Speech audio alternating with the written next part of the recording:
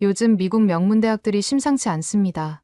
특히 실리콘밸리의 심장이라 불리는 스탠포드 대학교 역시 마찬가지인데요. 한국의 유명 셰프가 이곳에서 강연을 하면서 대학가가 발칵 뒤집혔습니다. 유튜브 누적 조회수 1억 뷰를 달성한 이 한국 셰프의 강연은 예상을 훨씬 뛰어넘는 반응을 이끌어내는데요. 특히 한식의 해석을 설명하는 부분에서 학생들뿐만 아니라 교수진들조차 기립박수와 열광적인 반응을 보였다고 합니다. 하지만 이 강연을 계기로 스탠포드에서는 예상치 못한 사건이 벌어졌다고 하는데요. 과연 스탠포드에서는 어떤 일이 벌어진 건지 함께 알아보러 가실까요? 안녕하세요. 저는 스탠포드 대학교에서 경영학을 전공하고 있는 라이언 브라운입니다. 어릴 때부터 요리에 관심이 많았던 저는 대학에 입학하자마자 글로벌 테이스트라는 요리 동아리에 가입했죠. 저희 동아리는 2, 3개월에 한 번씩 캠퍼스에서 팝업 식당을 운영하는데 매번 다양한 나라의 음식을 선보이면서 학생들의 입맛을 사로잡아 왔어요. 특히 저는 아시아 음식에 큰 관심이 있었는데 그 중에서도 한식이 가장 매력적으로 다가왔어요. 한식은 다른 아시아 음식들과는 달리 발효 음식을 기본으로 한다는 점이 독특했거든요.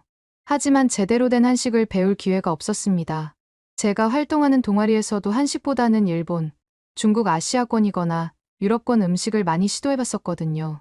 그러던 중 지난달 스탠포드에서 글로벌 음식 문화 강연이 열린다는 소식을 들었어요. 많은 강연자가 있었지만 그중 가장 제 눈에 띈 강연자는 한국의 유명 요리 전문가 류수영 셰프였죠. 저는 망설임 없이 신청했어요. 마침내 진정한 한식을 배울 수 있는 기회라고 생각했거든요. 강연장은 예상보다 훨씬 많은 사람들로 가득 찼어요. 다른 강연자들도 내용이 좋았지만 역시 저는 류수영 셰프가 제일 인상적이더군요. 류수영 셰프가 강연장에 들어서자 공기가 달라졌어요. 편스토랑이라는 프로그램으로 유명해진 그의 요리 영상이 수억 뷰를 기록했다는 소개가 나왔을 때 주변에서 작은 탄성이 들렸죠. 나지막하게 영어를 쓰면서 강연을 하는 모습을 보면서 준비를 정말 열심히 했구나라는 생각이 절로 들더군요. 원래부터 셰프인 줄 알았는데 알고 보니 본업은 배우라고 하는 점에서 더 놀랍더라고요. 장문화에 대한 설명이 시작됐을 때 저는 무의식적으로 몸을 앞으로 기울였어요.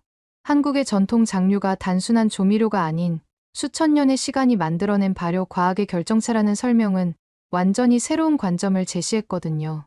옆자리의 교수님도 열심히 노트를 적더라고요. 제일 인상적이었던 건 그의 실용적인 접근이었어요.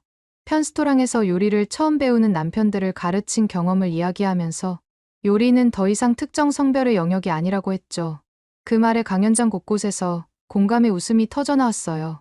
강연이 끝나갈 무렵 저도 모르게 박수를 치기 시작했는데 순식간에 강연장 전체가 박수 소리로 가득 찼어요.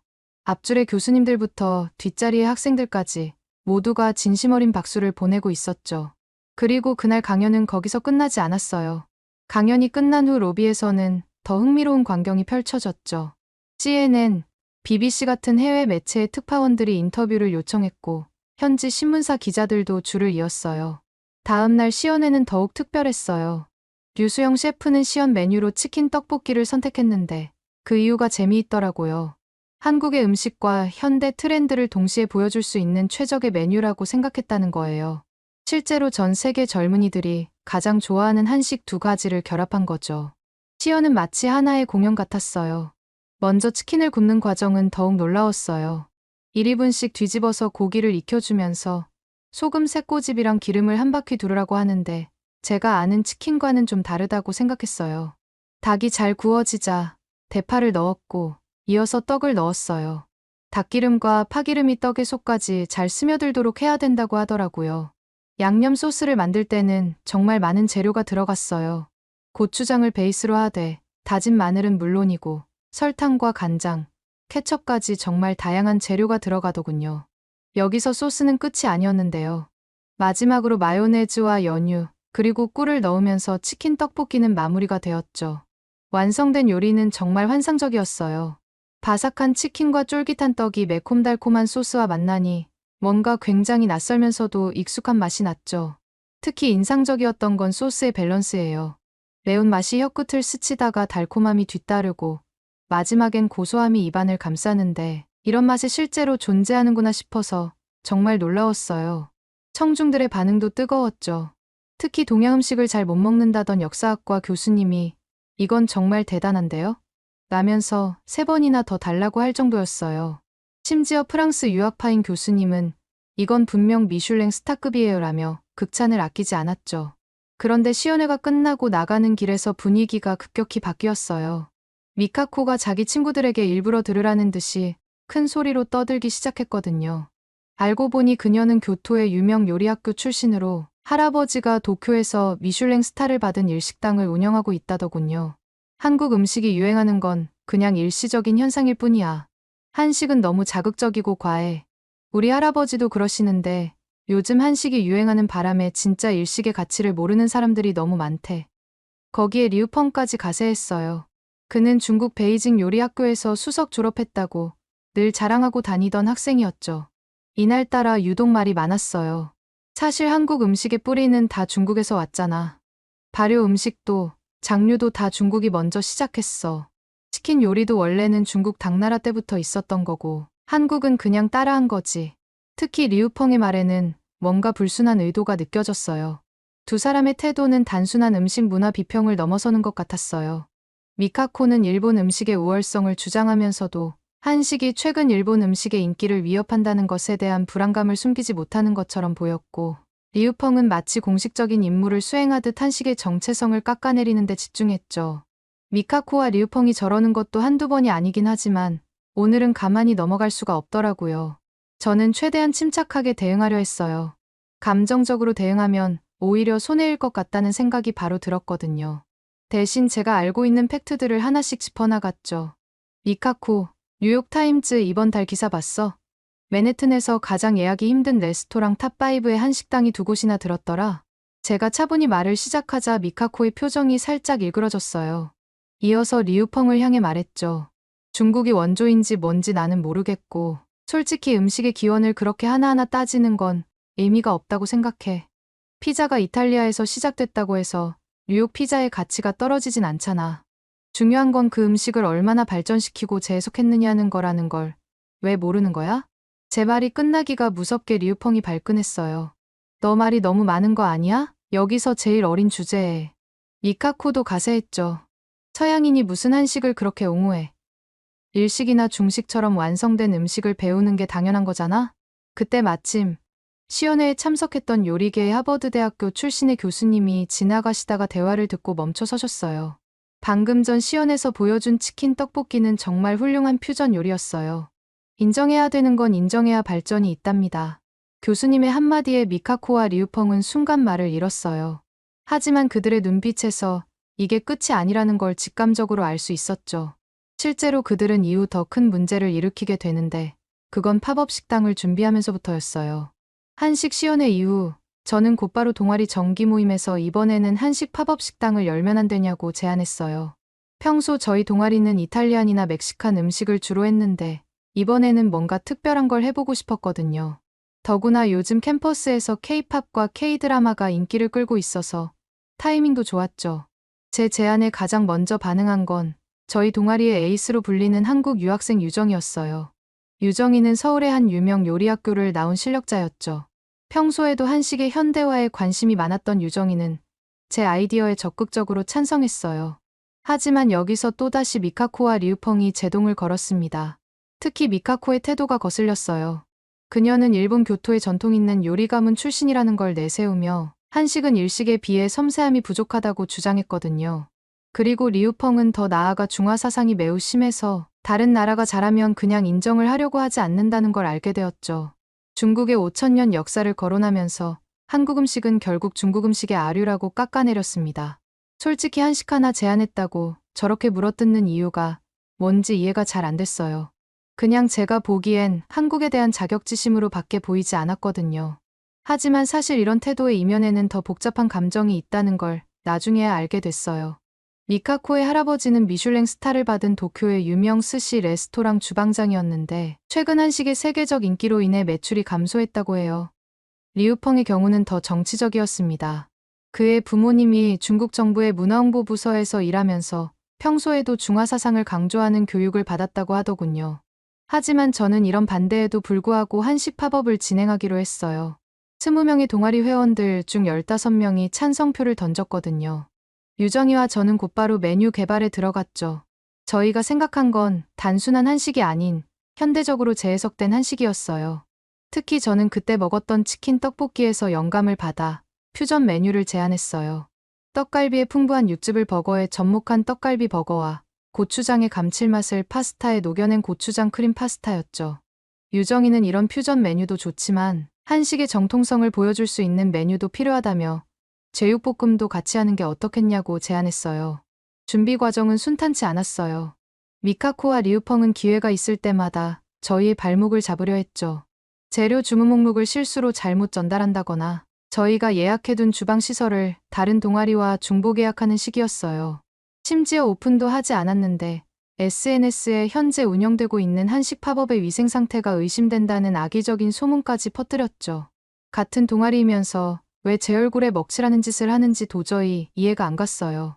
어떻게 조치를 취해야 하나 고민을 하던 도중 이런 방해 공작은 오히려 역효과를 내고 있다는 사실을 알게 되었죠.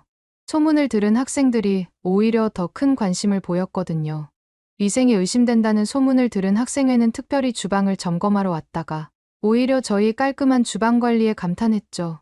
주변의 한인마트 사장님들도 저희 열정을 응원해 주시면서 좋은 재료들을 특별가로 제공해 주셨어요. 드디어 팝업 식당 오픈 당일이 됐어요.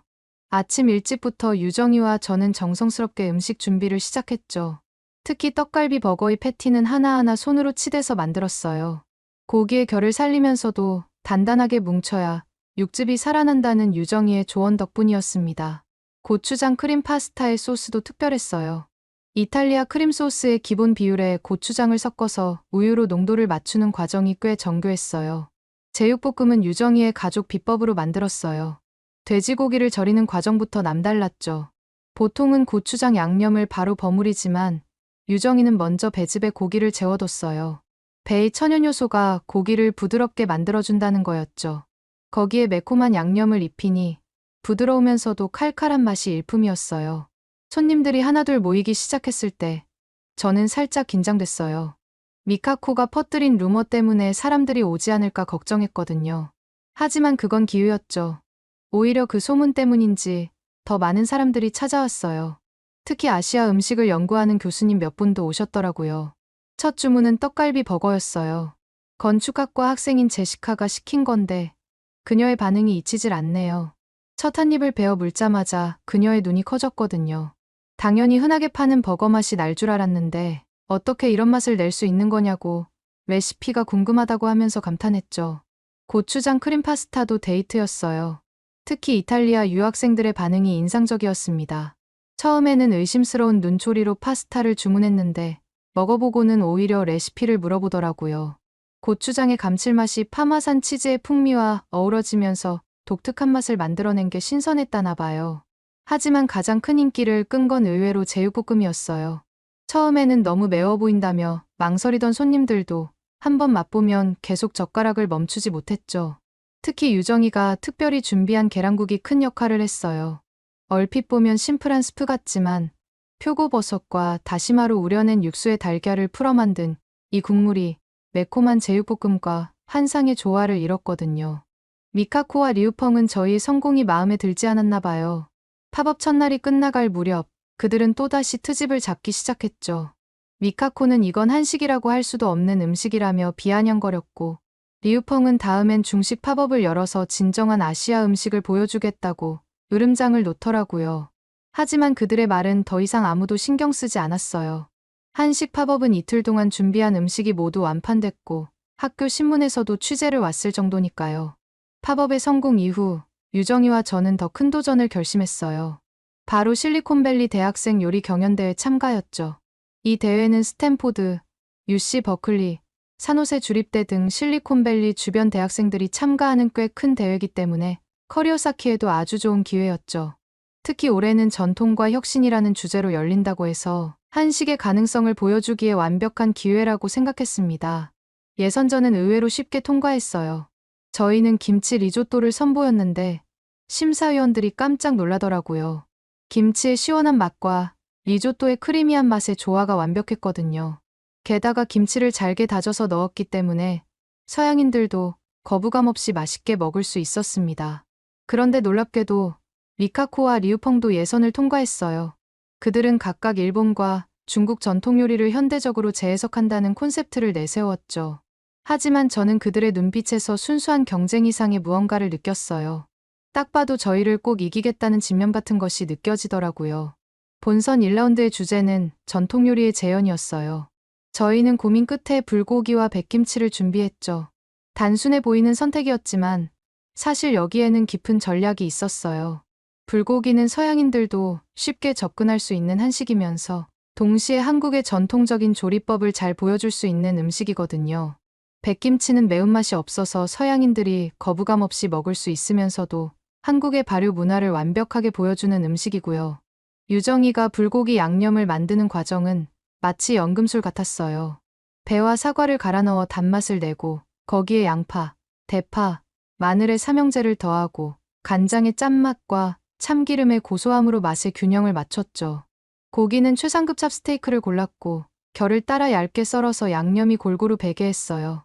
백김치는 더욱 특별했어요. 유정이의 할머니께서 직접 가르쳐 주신 비법이 있었거든요. 사실 이 백김치는 한국에서 흔히 불리는 백김치가 아니라 김치를 물에 헹궈서 배즙에 일정 시간 동안 담궈놓고 양념을 추가로 하는 거였거든요. 그리고 무채를 넣을 때 배의 단맛과 무의 시원한 맛이 조화를 이루도록 비율을 맞추는 식이었습니다. 반면 미카코와 리우펑은 이상한 선택을 했어요. 둘이 합작해서 스시 딤섬이라는 이름의 퓨전 요리를 만들겠다고 거죠. 스시의 생선과 딤섬의 만두피를 결합한다는 아이디어였는데 문제는 서로의 자존심 때문에 누구도 양보를 하지 않았다는 거예요. 결국 생선은 스시 스타일로, 만두피는 딤섬 스타일로 하겠다고 고집을 부리다가 요리가 완전히 망가져버렸죠.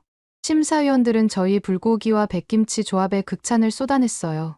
특히 프랑스 출신의 심사위원은 프렌치 코스 요리처럼 메인과 사이드의 밸런스가 완벽하다고 평가했고, 이탈리아 출신 심사위원은 발효 식품의 깊이가 파마산 치즈나 프로슈토 못지않다고 말했죠. 반면 미카코와 리우펑의 스시 딤섬은 최저점을 받았어요. 생선의 비린맛이 제대로 제거되지 않았을 뿐만 아니라 만두피는 너무 두꺼워서 식감이 어울리지 않았다는 평가였죠. 게다가 소스도 간이 너무 세서 재료 본연의 맛을 완전히 가려버렸다고 했어요. 사실 저는 이때 심사 결과를 보고 깜짝 놀랄 수밖에 없었어요. 왜냐하면 유정이가 음식을 만들 땐 반드시 조화롭게 어우러지는 게 그 어떤 것보다 중요하다고 알려줬거든요. 그리고 이런 조화는 한식에서도 가장 중요하게 생각하는 점이라는 사실도 함께 알려줬죠. 결국 유정이가 강조했던 조화를 우선적으로 생각했던 저희 팀은 좋은 결과를, 이걸 놓친 미카코와 리우펑은 최저점을 받게 되는 모습을 보고 한식이 괜히 지금처럼 잘 나가는 게 아닌 것 같다는 생각을 했습니다. 운이 아니었던 거죠. 2차 라운드는 퀵 챌린지였어요. 주최 측이 제공하는 제한된 재료로 30분 안에 요리를 완성해야 하는 미션이었습니다. 주어진 재료들을 보자마자 유정이와 저는 닭볶음탕을 떠올렸어요.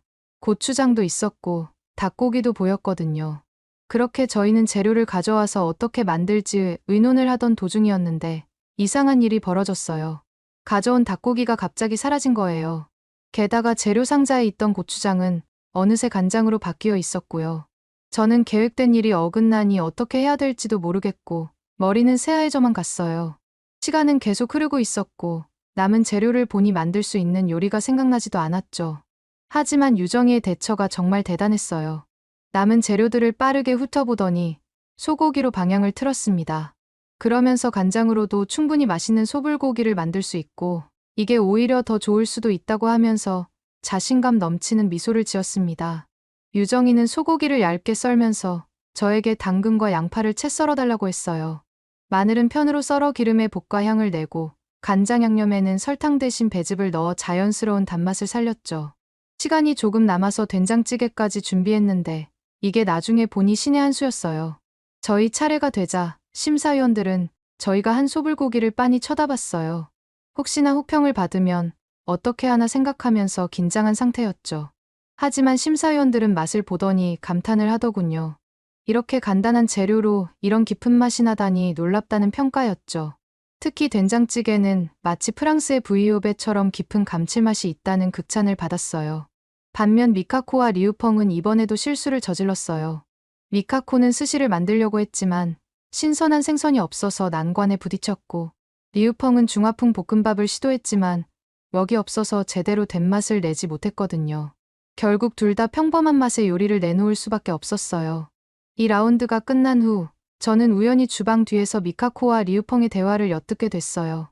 알고 보니 2라운드 때 리우펑이 몰래 닭고기를 숨겼었고 미카코가 고추장을 간장으로 바꿔치기 했던 거라고 하더군요. 그들은 결승전에서는 반드시 저희를 이기겠다며 또 다른 방해 계획을 세우고 있었습니다. 순간 화가 났지만 그 자리에 제가 있는 걸 들키고 싶지 않아서 조용히 나와 유정이에게 이 사실을 알렸어요. 유정이는 제 말을 듣고도 의외로 침착했어요. 실력으로 이기면 되니까 그들의 방해에 신경 쓰지 말자고 했죠. 오히려 저희는 결승전 준비에 더 집중했어요. 결승전의 주제가 창의와 전통의 융합이었기에 이번에야말로 한식의 진정한 가능성을 보여줄 수 있는 기회라고 생각했거든요. 저희는 고추장 베이스의 라자냐와 막걸리 크림푸딩이라는 파격적인 메뉴를 준비했어요. 라자냐는 제 아이디어였는데 이탈리아의 대표적인 파스타 요리에 한국의 맛을 입히자는 발상이었습니다. 고추장의 매콤달콤한 맛을 베샤멜 소스에 섞어 층층이 쌓아 올리고 모짜렐라 치즈 대신 체다 치즈를 사용해 감칠맛을 더했어요. 특히 유정이가 제안한 막걸리 크림푸딩은 정말 획기적이었어요. 한국의 전통술인 막걸리의 은은한 단맛과 발효향을 서양의 디저트에 접목한 거죠. 막걸리를 크림과 함께 끓여 농축시키고 거기에 젤라틴을 넣어 푸딩으로 만들었어요. 토핑으로는 한국의 전통 과자인 약과를 잘게 부숴 올렸는데 이게 바삭한 식감을 더해주면서 동시에 비주얼도 살려주더군요. 미카코는 이번에도 스시를 선보였지만 너무 욕심을 부렸어요. 스시 위에 프랑스 푸아그라를 올리고 이탈리안 트러플을 가미하는 등 여러 나라의 고급 식재료를 한꺼번에 사용했죠. 하지만 결과적으로는 재료들이 서로의 맛을 망치는 결과를 낳았어요. 심사위원들은 이런 고가 재료로 어떻게 이런 요리를 만들 수 있냐고 재료의 본질을 완전히 잃어버렸다고 혹평했습니다. 리우펑의 실수는 더 심각했어요. 그는 중국 전통 디저트인 월병을 현대적으로 해석하겠다며 초콜릿과 캐러멜을 넣어 만들었는데 달기만 하고 아무런 특색이 없었습니다. 한 심사위원은 그냥 시중에서 파는 초콜릿 과자 같다고 평했어요. 반면 저희 요리는 심사위원들을 완벽하게 사로잡았어요. 고추장 라자냐는 동서양의 맛이 완벽한 조화를 이룬 혁신적인 요리라는 평가를 받았고 막걸리 크림푸딩은 한국의 전통술의 특징을 디저트로 승화시킨 예술 작품이라는 극찬을 받았죠. 특히 프랑스 출신 심사위원은 저희의 디저트를 먹고 나서 이렇게 말했어요. 내가 30년 동안 프랑스에서 배운 디저트의 개념을 단 한 숟가락으로 완전히 바꿔놓았다. 이탈리아 심사위원도 이제는 한식이 더 이상 아시아의 음식이 아닌 세계의 음식이 되었다고 극찬했죠. 그렇게 저희는 최고 득점을 받았답니다. 시상식이 끝난 후 유정이는 기자들 앞에서 멋진 소감을 전했어요. 한식은 경쟁의 대상이 아닌 사람과 사람을 연결하는 다리라고 말이에요. 저는 그 말에 전적으로 동감했어요. 실제로 저희 요리를 맛본 사람들은 국적과 관계없이 모두 하나가 되는 건 사실이거든요. 대회가 막바지에 접어들었을 때 예상치 못한 일이 벌어졌어요. 주방 조리대에서 일하던 보조 심사위원이 이상한 점을 발견한 거였죠. 심사위원들은 즉시 CCTV 확인에 들어갔어요. 주방 곳곳에 설치된 10대의 카메라가 모든 걸 찍고 있었거든요. 영상을 돌려보던 심사위원들은 깜짝 놀라는 반응이었어요. 심사위원장으로부터 긴급한 연락을 받았어요. 주방 CCTV를 검토하던 중 충격적인 장면이 발견됐다는 거였죠. 미카코와 리우펑이 2차 라운드에서 저희 재료를 조작하는 모습이 고스란히 찍혀 있었어요. 닭고기를 숨기고 고추장을 간장으로 바꿔치기 하는 장면이 선명하게 보였죠. 유정이는 즉시 두 사람을 불러냈어요. 평소에 온화한 표정은 어디론가 사라지고 차갑게 식은 눈빛으로 한마디 했어요. 도대체 왜 그런 거야? 미카코가 먼저 헛웃음을 터뜨렸어요. 뭐 어때서? 우리 덕분에 점수 높게 받으면 된 거 아냐? 리우펑도 가세했죠. 그래, 이런 시시한 대회 가지고 뭘 그렇게 진지해? 유정이는 그 말에 딱 한마디로 제압했어요. 자격지심도 어느 정도여야지. 이런 식으로 행동하면 정말 추해 보여. 실력으로 승부해야지. 왜 이렇게 구질구질하게 행동하는 거야? 너네가 이렇게 행동하면 끝까지 나를 못 따라잡을 거야. 정말 한심해서 못 봐주겠다. 그때였어요. 심사위원장은 저와 라이언, 그리고 미카코와 리우펑을 회의실로 불렀어요. 평소에 온화한 표정은 어디론가 사라지고 엄격한 표정으로 두 사람을 마주했죠. CCTV 확인 결과 두 분의 부정행위가 명백하게 드러났습니다. 재료를 조작하고 고의적으로 다른 팀의 준비 과정을 방해한 정황이 모두 찍혀 있네요. 순간 미카코와 리우펑의 얼굴에서 핏기가 싹 가셨어요. 두 사람 모두 성적이 너무 낮고 출석률이 안 좋아서 학사 경고를 한두 번 받은 게 아니었고, 여기서 더 일이 커지면 정화까지 이어질 수 있는 상황이었거든요. 미카코는 매번 자신의 할아버지 식당에서 일하면 된다고 자랑을 해댔는데, 이런 식이면 할아버지 얼굴에 먹칠하는 꼴이 되는 게 당연했죠. 이건 오해가 있는 것 같은데요. 리우펑이 목소리를 낮추며 말했어요. 하지만 심사위원장은 단호했어요. 대회 규정에 따르면 부정행위가 적발된 경우에 해당 내용이 소속 대학에 정식으로 보고됩니다. 이미 증거 자료들이 정리되어 있고 내일 아침 징계위원회에 회부될 예정입니다. 미카코가 자리에서 벌떡 일어나서 얘기하더군요. 잠깐만요. 이러시면 저희는 어떻게 하라고요? 더 이상 할 말 없습니다. 이번 사건은 단순한 경쟁심을 넘어선 고의적인 방해 행위예요. 학교의 명예에도 관련된 문제라 봅니다. 이만 물러가 주시죠. 미카코와 리우펑은 창백해진 얼굴로 서로를 쳐다봤어요. 그들의 부정행위는 결국 들통났고, 이는 그들의 학업과 장래에 치명적인 오점으로 남게 되었습니다. 며칠 뒤 학교 게시판에 공지가 올라왔어요. 미카코와 리우펑이 학기 말까지 정학 처분을 받았다는 내용이었습니다.